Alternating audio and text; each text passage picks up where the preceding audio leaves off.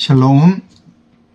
자, 오늘은 학개서 2장 10절에서 23절 말씀을, 오늘 주시는 말씀을 생각해 보겠습니다. 자, 오늘 본문은 성전 재건을 하던 유다 백성에게 거룩과 부정의 원리를 깨우쳐 주시면서 성전 지대를 쌓던 날부터 복을 주시겠다고 약속하시는 말씀입니다. 오늘 본문 10절 이하는 이스라엘 백성의 지나온 부정한 과거를 지적하시면서 두 가지 비유적 질문을 하게 됩니다. 이 비유적 질문은 이스라엘 백성의 지나온 과거의 모습을 의미합니다. 첫 번째 질문은 옷자락에 거룩한 고기를 쌓는데 그 옷자락이 다른 물건에 닿으면 그 물건이 거룩해지는가? 라는 질문입니다. 그 대답은 아니다입니다. 우리는 이것을 잘 압니다. 거룩한 땅이 있다고 그들이 거룩한 사람이 되는 것이 아닙니다. 거룩한 일을 한다고 그 사람 자체가 거룩해지는 것은 거룩해지지는 않는다는 것입니다. 우리가 거룩한 임재가 있는 교회에 있다고 다 거룩한 사람, 은혜를 체험하는 사람이 되는 것은 아닙니다. 믿음의 가정에서 태어나서 믿음의 가정에서 자랐다고 그가 무조건 하나님의 사람으로 하나님의 은혜를 누리는 자로 있지는 않습니다. 그리고 교회 일을 한다고, 하나님의 일을 한다고 하나님의 신실한 사람이 되는 게 아니라는 것입니다. 그러면 어떻게 거룩해집니까? 금고가 어떻게 값진 존재가 되느냐 하면 그 안에, 금고 안에 보물이 담겨 있을 때 그 금고가 값진 존재가 되는 겁니다. 이와 같이 우리 안에 거룩한 영이 담겨져 있을 때 우리가 거룩해지는 것입니다. 우리를 거룩하게 하는 그 본질은 바로 하나님의 아들 예수 그리스도입니다. 우리가 예수 그리스도, 그분을 내 마음에 담고 있을 때 우리는 거룩한 존재가 되는 것입니다. 자, 두 번째 질문은 당시 시체를 만지면 부정해지는데 시체를 만져서 부정해진 자가 다른 물건을 만지면 그 물건이 부정해지는가? 라는 질문입니다. 그 대답은 부정해진다라는 말입니다. 부정은 전념성이 있습니다. 성도가 전념성이 강한 부정한 것을 생각 없이 가까이 한다면 쉽게 타락하게 됩니다. 그런데 거룩한 하나님의 백성이 생각 없이 부정한 세상적 삶을 추구하면서 성전 예배 없이 지금까지 부정한 모습으로 살아왔다는 겁니다. 지금까지의 모든 삶은 하나님 앞에서 부정한 삶이었다는 것입니다. 그런데 말씀에 순종해서 6월 24일 하나님의 성전 지대를 쌓던 날부터 이스라엘 백성에게는 상황이 달라졌습니다.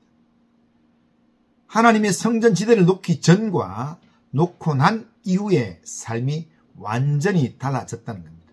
그전에는 수확하는 양이 심히 적었습니다. 여러 가지 어려움을 당했습니다.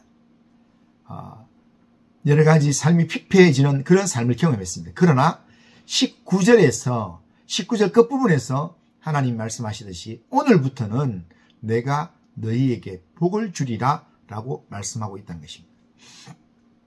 하나님의 백성에게 복을 주시겠다고 한 이 날이 무슨 날인가 하면 하나님의 성전 지대를 놓았던 날입니다. 그날부터 하나님께서 복을 주시겠다라고 약속하시는 것입니다. 우리가 하나님 나라와 하나님의 영광을 위하여 본격적으로 일하기 시작하면 하나님은 바로 그 순간부터 우리에게 복을 주시기로 작정하십니다. 하나님은 하나님의 말씀을 순종하여 걸음을 실제로 옮길 때 비로소 우리에게 복을 주시기 시작한다는 겁니다. 하나님의 복은 말씀을 순종하여 걸음을 실제로 옮길 때 그때부터 주어진다는 겁니다. 오늘 우리의 삶에서 하나님의 복을 체험하며 살기를 원한다면 하나님의 말씀에 전적으로 순종하여서 믿음의 걸음을 시작해야 합니다. 순종의 걸음을 시작해야 합니다. 우리 앞에 놓여있는 상황을 두려워하지 말아야 합니다. 사람을 두려워하지 말아야 합니다. 사람을 두려워하면 올무에 걸리게 된다라고 성경은 경고하고 있습니다. 오히려 하나님을 의지하며 열방을 향하여 담대하게 일어나서 순종의 걸음을 옮겨야 합니다. 우리가 순종함으로 나아갈 때 우리의 믿음의 걸음을 통해서 세상이 주께로 돌아오게 될 것입니다. 그것을 위하여 하나님은 우리를 택하시고 하나님의 자녀로 부르시고 우리를 세상의 삶을 살게 하셨습니다. 성전 재건을 위한 기초공사를 시작하는 바로 그날에 하나님께서 총독 스룹바벨에게 말씀하셨습니다. 하나님께서 하늘과 땅을 진동시킬 것을 예언적으로 말씀하셨습니다. 심판에 대한 예고의 말씀이었습니다. 그러면 하나님께서 그런 심판을 어떻게 실체 현장에서 이루어 가실까요? 23절에 보면 만군의 여호와가 이르노라. 살디엘의 아들 내 종 스룹바벨아, 여호와가 말하노라. 그날에 내가 너를 세우고 너를 인장으로 삼으리니 이는 내가 너를 택하였음이니라. 만군의 여호와의 말이니라 하시니라. 그렇게 말씀합니다. 23절은 메시아 도래에 대한 예언 구절입니다. 스룹바벨이 메시아가 오실 일에 대한 보증이 될 것이라는 말씀입니다. 이 구절에서 여호와가 말하노라, 만군의 여호와의 말이니라, 이 말을 3번이나 반복하는 이유는 이 예언이 확실하게 성취될 것이라는 것을 보여주는 표현입니다. 반드시 이렇게 이루어진다는 겁니다. 그런데 이 구절은 메시아의 예언 구절이지만 동시에 당시 총독이었던 스룹바벨에게 개인적으로 주신 말씀이기도 합니다. 그러면 하나님께서는 이 말씀을 스룹바벨에게 왜 하셨겠습니까? 하나님께서 스룹바벨에게 이 말씀을 하신 이유는 바로 하나님께서 스룹바벨을 통해서 그런 심판의 일을 이루어 가겠다라는 의도를 말씀하시는 겁니다. 그래서 하나님은 스룹바벨에게 내가 너를 세우고 너를 인장으로 삼으리니 이는 내가 너를 택하였음이니라 라고 말씀하는 겁니다. 하나님은 스룹바벨을 통해서 이 일을 이루어 가기를 소망하고 있다는 겁니다. 이 소망을 스룹바벨에게 말씀하시면서 하나님은 스룹바벨이 단순히 한 임기를 채우는 총독으로 거기 유다에 있는 게 아니라 하나님의 일을 하는 총독으로 이스라엘 가운데, 예루살렘 가운데 있으라는 그런 사명을 말씀하는 겁니다.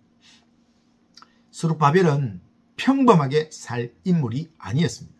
마지막 때에 여러 왕국의 보좌를 엎을 그런 하나님의 사람으로 하나님께서 불렀던 사람입니다. 여러 나라의 세력들을 접었을 그런 하나님의 사람이라는 겁니다. 스룹바벨만이 아니라 오늘 우리도 하나님 앞에서 바로 이런 존재로 부름을 받았습니다. 하나님께서 학개서의 이 말씀을 우리에게 읽게 하신 것은 우리에게도 동일하게 이 말씀을 하고 싶은 것입니다. 하나님은 우리를 하나님의 자녀로 부르시면서 우리를 통해서 세상을 다스리고 세상을 정복하는 삶을 살기를 원하십니다. 하나님 나라를 대적하는 세력을 하나님은 믿음의 백성들을 통해서 부수는 사역을 하겠다고 하나님께서 하셨습니다. 이런 목적을 위하여 하나님은 우리를 택하셨고 또한 세우셨다는 겁니다.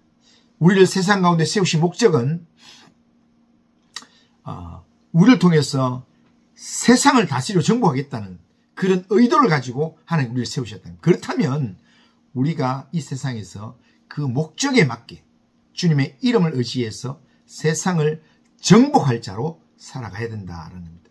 우리는 평범한 사람들이지만 우리와 함께 하시며 우리에게 약속을 주시는 하나님, 우리와 함께 하시는 하나님은 만군의 여호와 하나님이십니다. 전능하신 하나님이십니다. 오직 이 하나님을 믿는 믿음으로 담대하게 나아가기만 하면 하나님은 우리를 통해서 놀라운 일들을 펼쳐가실 것입니다. 그러기에 오늘 하루도 하나님의 사람으로 이 세상을 살면서 말씀에 온전히 순종함으로 세상 속에서 영적인 영향력을 드러내는 인장을 가진 자로 살길 바랍니다.